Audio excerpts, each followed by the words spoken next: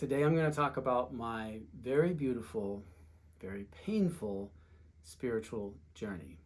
I'm also going to share with you the 10 most important insights, what I call the secrets of the universe, that I learned during my journey.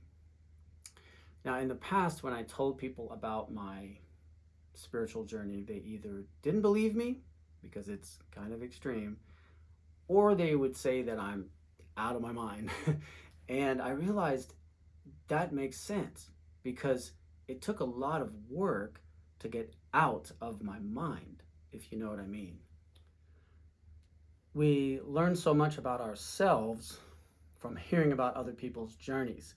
So today I'll focus on my spiritual journey, and I may decide in the future to make a separate video about my academic journey and my athletic journey, because those three, spirit, academics, and athletics, are really pillars of my life.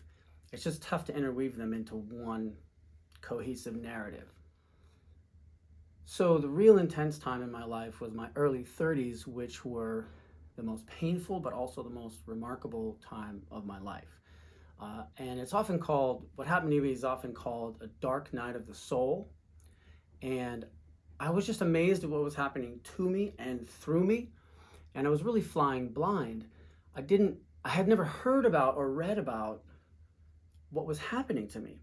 And only years later now, 20 years later, do I have the terms to really understand and explain what was happening.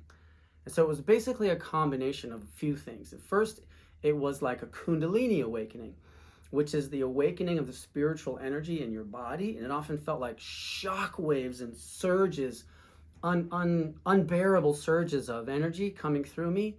You know, our bodies really are tuning forks for the energy of the universe. That combined with an extended ayahuasca ceremony. Now, I've never done drugs, but what happens in an ayahuasca ceremony for a few days happened to me for a few years, and that is a sort of a deep purging and cleansing of your demons, which are really just your inner limitations. And the third part is really just a traditional vision quest where you spend time in nature, you might fast, you meditate quite a bit, and you get in touch with your deeper truth and your higher self. So it's a combination of those three. And there's also this thing in Sufism called Fana, F-A-N-A-A, that is an annihilation of the ego in order to help you come into better harmony with the divine. And that was definitely a part of my learning and spiritual journey as well. Now, on one level, I do understand that it's a bit indulgent to talk about your journey and your life and just expect people to want to listen. I totally get that.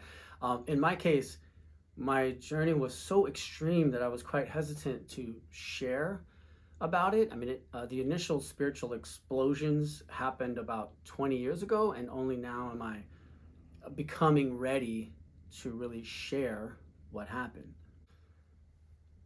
As an adolescent, I was hardworking. I was a good student. I was a good athlete. I had a happy, balanced home life. You know, no major disruptions, you could say. And I was always very spiritual. Even as a kid, I would often pray for several hours at a time, and maybe a little bit out of Catholic duty, but mostly out of curiosity, because I just had this insatiable desire to know more about God and about realms and dimensions beyond what we can see. Because I had this sense that the third dimension is a limited slice of reality. It was a tiny keyhole through which we could look at the universe. After college, I read countless personal transformation books. Amazing gurus just kept popping into my life to steer me and guide me. I traveled to about 40 countries, basically searching for wisdom and insights. And I prayed and meditated copiously. And basically, I did everything I could to cleanse and maximize my physical and emotional and spiritual self.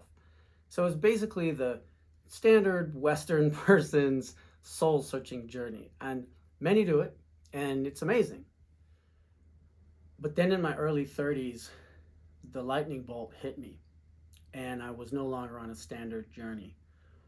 I mean, it wasn't a literal lightning bolt, but that's the best way I can describe it, because 1,000 times over the years, I had cried out to God to know the truth. And then it finally hit me, and the floodgates opened, and I wasn't prepared for it. I mean, within a couple weeks, I left my job, I left my girlfriend, I left my apartment, and I mean, I was totally consumed by the light of the truth that was hitting me. And in order to know the truth, you have to let go of your illusions. And often our illusions are so deeply ingrained that letting them go is like ripping an organ out of your body. It's very painful. My illusions were the fears and coping mechanisms and false beliefs that I had created myself that were the rules that I lived by. And so they became so extreme and exaggerated and unbearable that I had to smash through them and dismantle them just in order to survive. I mean, it was an intense time. For over a year, my resting pulse doubled. I would often go 2 or 3 days without sleep. And when I did finally sleep, I never slept more than 3 hours a night, and that's not an exaggeration. This is for over a year. I grinded my teeth day and night. My hair started to go gray, visibly started to go gray. And I was just hyper aware of every thought, feeling, and instinct that I had. And I just felt like a mouse in a snake's cage. And the snake was those fears and those coping mechanisms and those false beliefs that just tormented me until I learned how to dismantle them and let them go. One of my deepest fears, maybe my biggest, was missing out on opportunities in life. And to me, the biggest opportunity was the opportunity to unite with God. And so a dazzling confluence and orchestration of events, many of them supernatural, started to happen in my life over several weeks, building to this incredible culmination and this climax where I knew that this was my chance to unite with God in a very elevated, magical way. And when that moment finally arrived, something went wrong. And I missed my cue. And I missed my opportunity. And it was so devastating to me. It was like 1,000 lifetimes of time and an entire universe of space separated me from God. And that was the most unbearable feeling that I could imagine. It's the only way I can put it. We all have different challenges, and that was the most difficult thing for me. And it was hard. And then a few weeks later, I started to realize, oh, that energy is building again. And I got all the indications that it's building again. I have another chance. I just felt, oh my God, it's okay. Everything's okay again. It's fine. And it started to rise and culminate and this confluence. And then at that exact moment again, I missed it. I did the wrong thing and I missed it again. And I just was so deflated. And then it all rose up again. It happened again and I missed it. It rose up again and it happened again and I missed it. And it kept happening over and over and over. Until finally I realized, hey, this just keeps happening. The opportunities just keep coming. And in fact, they're constant. And really the only real opportunity there is to shine your light to the world and to connect with the light in others. And I can do that whenever I want. I realized I wasn't waiting for a door to open. I am the door that opens. I am the opportunity. And that idea saved me and set me free. So this was just one fear that took me a few months to move through, and there were many more. And this time lasted a few years when I would basically toggle between bliss and suffering. And quite often I would unintentionally leave my body and float into what I would call other dimensions, like my subconscious or my past or my emotions. And I was really rarely in my body. And I started to lose the ability to function well in the tangible third dimension. One time I was at my mom's house, for instance, and my childhood house, and I went into my childhood bedroom, and I just laid down and I had these amazing visions for hours. And when I walked out of the room, my mom said, "Do you know how long you were in there?" And I said, "Yeah, I was in there for hours." And she said, "You were in there for 4 days." So I was really losing touch with what we call reality. Okay, so if this story didn't already sound out there, I mean, to some of you, this is like, oh yeah, this is, oh, finally somebody understands, what I've experienced. And to some of you, this may be just super out there, and you think I'm the strangest person in the world. But wherever you already feel, it's going to get a little bit more strange right now. When I would float outside my body, I would basically become pure energy, and I was shown some amazing truths. I became like a photon, and I would float into these vibrational fields and experience them on a quantum level. And what I mean is, I would, as an energetic being, I would float into the vibrational field of, say, anger or joy or regret or fulfillment, all the good and the bad. And I would feel them and become them on a vibrational level. So I understood them so well. And I was basically peeking behind the curtain of the universe and looking at the blueprints of these energy fields. And what I was shown was a lot, but I'll condense it into 3 basic truths. First, when we feel emotions like fear, worry, and doubt, those are a paper-thin veil, an illusion that separates us from the deeper truth of our human existence, which is always ubiquitous love, abundance, and guidance. These beautiful energies are the vibrational reality, the background music, and the building blocks of the universe. Let me explain it with an analogy. When you go to, I grew up in LA, so you go to, there's Mexican restaurants everywhere. When you go to a Mexican restaurant, you sort of realize, okay, everything on the menu is just rice, beans, cheese, and tortillas in a different shape. It's all the same thing. A taco, burrito, enchilada, it's all the same stuff. And it's really exactly the same with the universe. Everything is just love, abundance, and guidance showing up in different forms and in different situations in every moment of our lives. The second truth is that pain, loss, and struggle are the answers to your prayers. They come along to wake us up and nudge us to become the person that we're meant to be. And so when you feel pain or illness or struggle, don't avoid them. Welcome them and ask them what they are here to teach you. That shift alone can dramatically change your life. And the third truth is, we often strive to get things or achievements, and those make us feel good. But that's using the creative mechanism in reverse. When you can deliberately shift your state, in other words, you can make yourself feel good whenever you want to, you can much more easily manifest what you want into your life. In other words, feel good and manifest from that place what you want, rather than struggling to manifest and then hoping that will make you feel good. Because the source of creation is the feeling, it's the vibration. Your vibration is the soil from which your dreams grow and bloom into reality. So there were certainly innumerable other truths that came to me during this time, as it does in any of our times of sort of awakening. But these are definitely 3 of the most important ones. And when I really incorporated them into my life, the fear that had gripped me and raised my heart rate and grayed my hair, and for certainly a few years, it slowly dissolved away.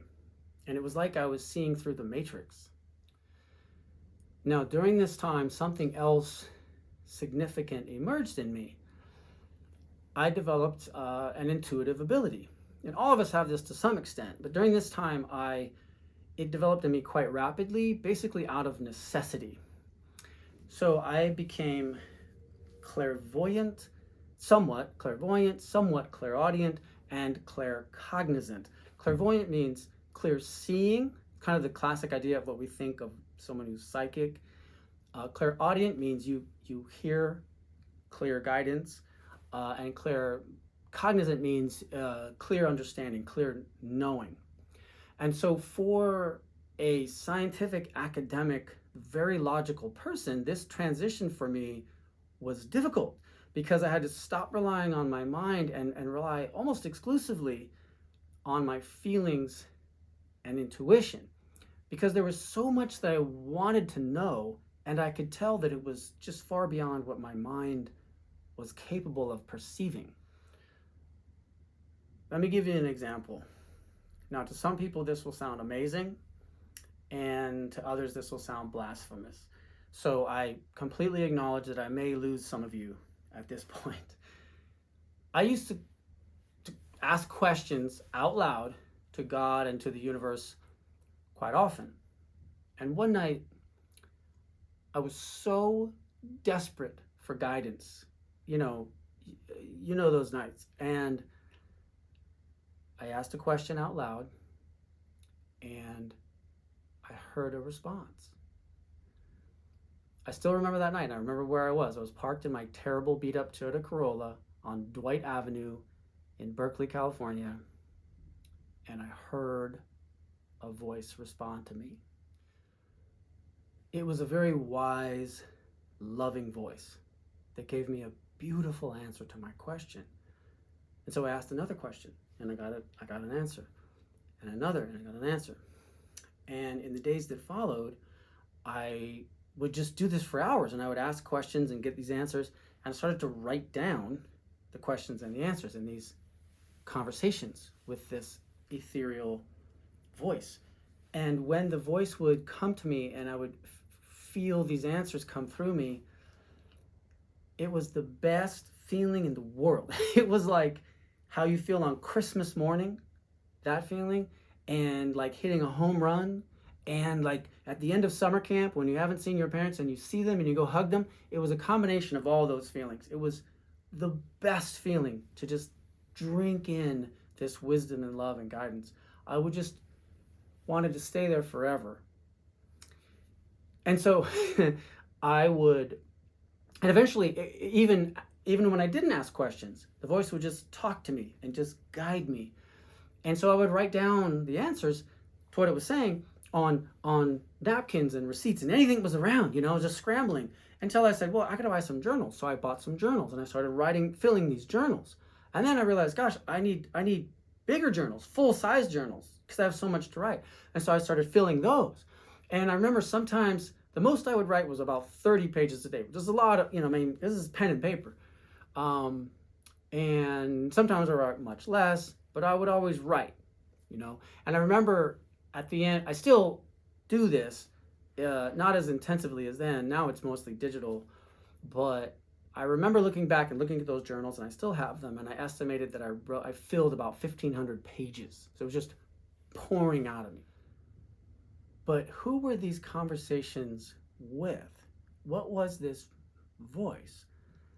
The answer to that question led me to a big disillusioning insight, because it changed my personal definition of what God is. I always assumed that this response was coming from God. But I began to realize that there were two basic voices that were responding to me. One of them was very practical, very loving. They were both very loving, positive. It wasn't like a dark and a light. Both very good. One of them was practical, loving, helpful, strategic in a way. And it would always use the pronoun we. And I began, such as, oh, we love you and we understand your question and we're very pleased you asked. And then it would go on to respond. Very, very loving and supportive, but strategic and detailed. And I began to sort of realize that through what I felt and what I heard and what I read, and that this is probably an assemblage of souls or entities that I would call spirit guides collectively. And it's probably a combination of angels, other elevated beings, maybe even ancestors. And I know this is probably going beyond a lot of belief systems out there and maybe aligning really great with some. But basically, this was spirit guides. They're very practical, incredibly loving, but very practical. The other voice that I would hear, especially when I asked certain types of questions, I would describe as the voice of God, the highest vibrational field. And it was fascinating to me for a few reasons and not exactly what I expected.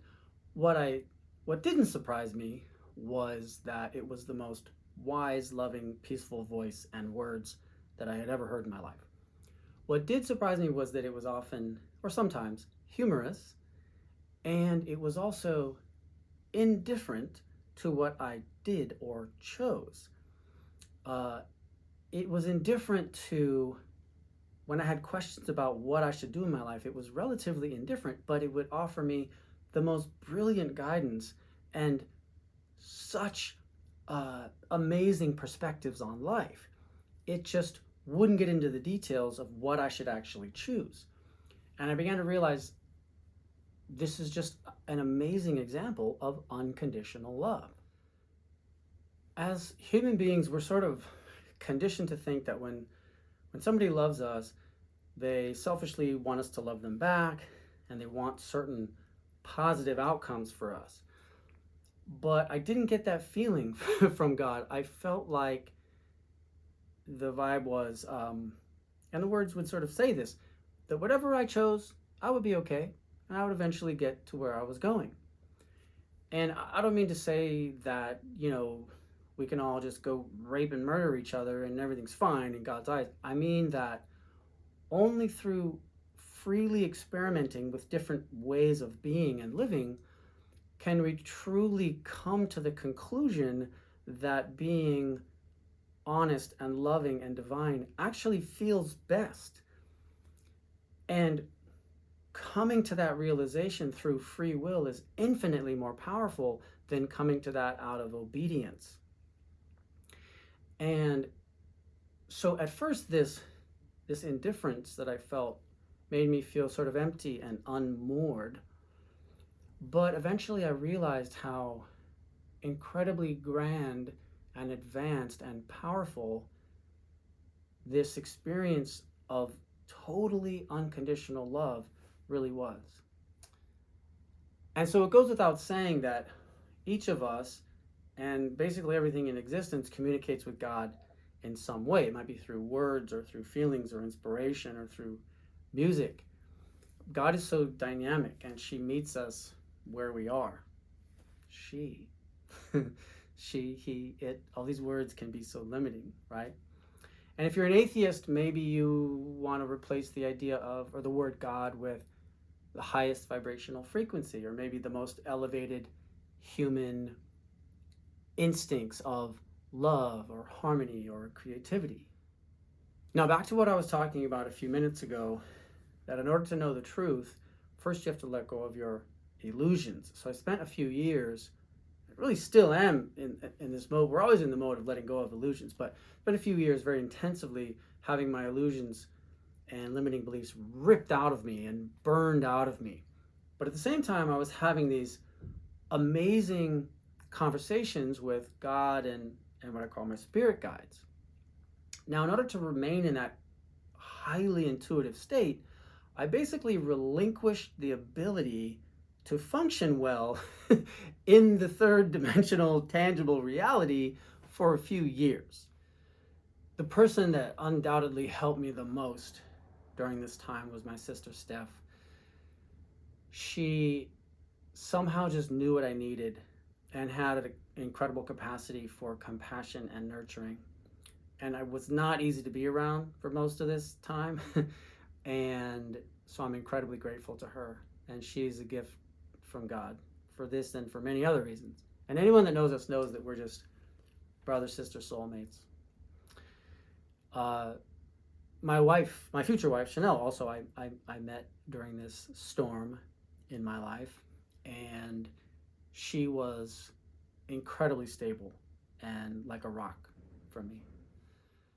Now, one of the reasons that I'm giving so much personal detail about my spiritual journey and my communication with what I would call divine entities is that so often we don't talk about these things. We don't talk about what's out of the ordinary or what's painful.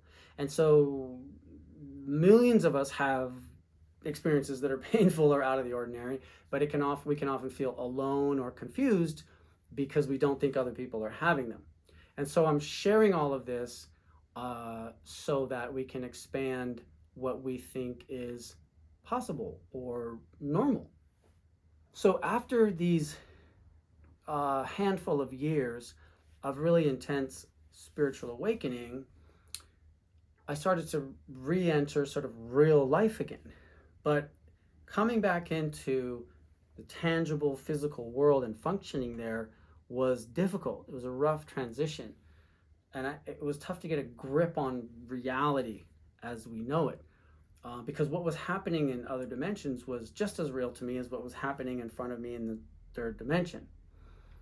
But eventually I was able to integrate those into what I would call an expanded reality. So I was functioning simultaneously in the physical third dimension and in other energetic dimensions. So in my mid-30s, I started teaching in college again, working out, having a social life, sleeping normally. And in this expanded reality, I noticed some differences in how my life was showing up. Everything was more simple and clear and direct. And the static that was caused by, and mixed messages that was caused by my fears and my limiting beliefs was gone. And all that was left was my truth and my passion and my choices. There seemed to be nothing getting in the way of creating what I wanted, and so much manifested so quickly. Within a few years, I went back to school and got my PhD. I became a published author and a professor. I got married and had 2 kids. I went to U.S. Masters Track and Field National Championships and placed in the top 5 in the 100 and 200 meters in my age category. There were still challenges, the good and the bad, but I accepted it and saw them as blessings and a beautiful part of the journey. I stopped resisting life, so it stopped pushing back against me. And I realized that what I was feeling most of the time was joy and peace and acceptance and synchronicity. It was my new default setting. It's kind of like that quote by Nietzsche, and those that were seen dancing were thought to be insane by those who could not hear the music. My personal journey of transformation was so challenging and intense and amazingly rewarding that I knew it was part of my path to help others on their journeys as well. So if you'll allow me, after this admittedly long video, I would like to share in closing, I'd like to share a few key insights that might be helpful. Number 1, be grateful for pain. Pain is your best teacher and your best life feedback system. When pain shows up, just ask the question, what are you here to teach me? Because pain is just the messenger, it's not the message. So be grateful for it, not resistant to it. That one step is the biggest alchemical change that I believe a person can make in their own evolution. Number 2, dismantle your inner limitations.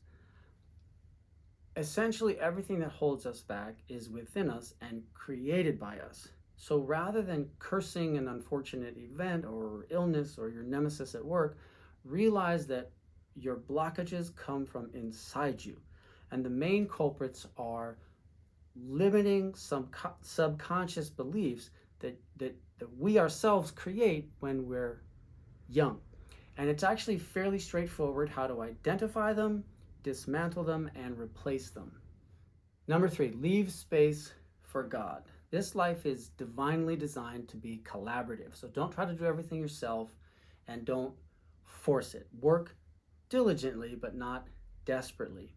Your life can really only fully flourish when you do your part and God in the universe does theirs. Think about it this way. You lay the bricks and God lays the mortar. That way you optimize what you're building. Okay, number 4 is resensitize yourself. The human body, mind, and soul are so powerful and sensitive and complex that we barely even realize it, mostly because we're just too desensitized, entertained, drugged, and toxified to understand. Usually we think we need more things, more love, more of something, but what we really need is to be resensitized to the things that we already have. And so one way that the universe does this is by taking things away so that we appreciate the value of them. But you can preemptively resensitize yourself by depriving yourself of some things for a short time. And then the universe doesn't have to force you to do that.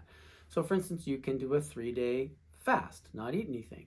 You can go camping for a couple days completely on your own for some silent contemplation and removal of all distractions. You can give a little bit more money than makes you feel comfortable to charity this year. These are great ways to resensitize yourself and make life feel richer. Number 5 is speak your truth. Be bold with your passions and gentle with your angers, but speak your truth. Share it. Let it out. Tell yourself the truth. Tell others the truth. And it sounds simple, but speaking the truth is one of the most radical acts in the modern world. Speaking and sharing your truth gently and clearly is a deep desire of your incarnated soul.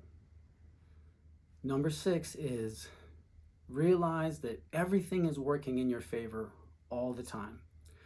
All the good and all the bad in your life are perfectly, divinely orchestrated to transform you and your life into the highest version of what you came here to become. So accept it and look for evidence of it everywhere.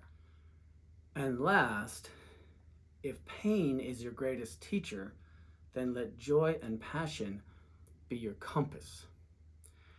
I used to say, no pain, no gain, but I've started saying no joy, no gain.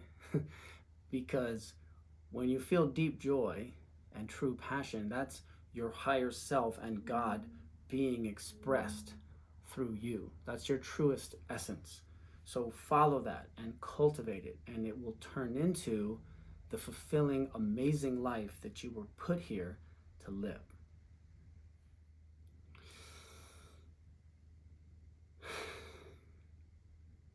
Feels really good to express that all in one cohesive story.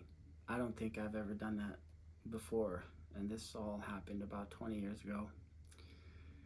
So whether you are into personal growth or you're having a similar journey right now, I hope some of this was useful or comforting or orienting for you.